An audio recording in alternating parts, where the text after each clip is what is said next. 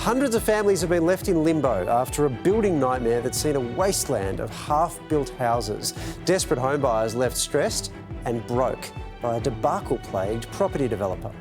They were supposed to be living in their dream homes. These homeowners are feeling very frustrated, very despondent. They have been living in caravans, worried about whether or not they're going to have a house in the end.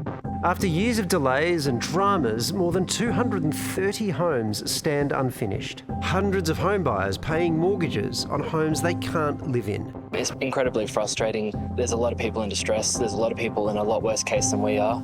It's resulting in significant levels of stress, including depression. I have grown men crying in front of me. It's not unheard of for building companies to go broke. I think the big difference now is over the last few years there have been so much bigger names caught up, and that's just been a consequence of that rapid cost escalation that we've experienced the last few years, which caught out so many builders. The company responsible, Nicheliving, was last month stripped of its registration over its weak financials, which came as a relief to customers who were at least able to apply for up to $200,000 in home indemnity insurance. So you've gone from all the frustration, the anger and what am we doing, limbo land, and now it's like, yes, we can finally move forward.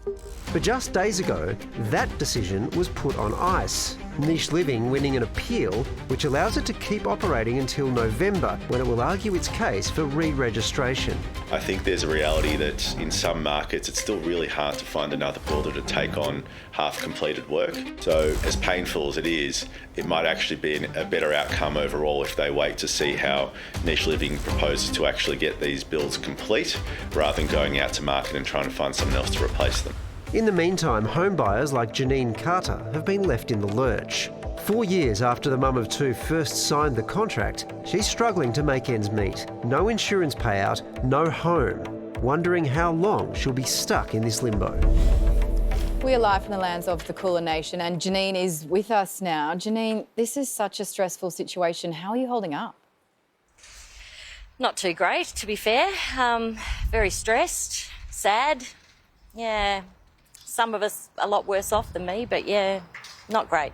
What has the journey been over those 4 years? Has there been different reasons along the way or moments where you think it's going to happen and then it doesn't? Like, how's it played out? The beginning was slow, but reasonable considering COVID and the government grants, obviously. The PAB went down within the first 6 months, so that was reasonable. And then we got to plate height about 6 months later, so that was reasonable. But that was 2 years ago. And I've had nothing for 2 years. My second story has apparently been in construction at their Rubik's factory since July 2022. Wow. Dates were promised and those dates have since passed. Then more dates are promised and then they're passed. The last one was December last year and I was told that it would be on site in January. So the irony of your situation is that more was done during COVID than since. Wow. Yes, exactly. As far as I'm concerned, they have no intention of ever finishing our homes. So what's your living situation at the moment? I'm renting. I've had to move 4 times since signing up. Each house I'm in gets sold and I have to find another one. The last time it took me 4 months to find a house and I'm paying $550 a week for a 3-bedroom house in Balga. Sorry, so let me get this straight. You're paying rent, as you mentioned there, but you are the owner of this property, so presumably you're paying a mortgage. You'd also be paying rates. Yes, I'm paying a mortgage. Yep, rates, taxes. This is a strata complex, so I'm also paying strata fees. The strata has expenses that have to be paid, so we have to pay the strata fees. Yeah, and it's just a matter of time before the bank then says, well, enough is enough, and stop going from a construction loan to a full loan, and then I'm going to be in big trouble. Cool. And how many other people are in your situation? Have you spoken to any of them? How are they doing?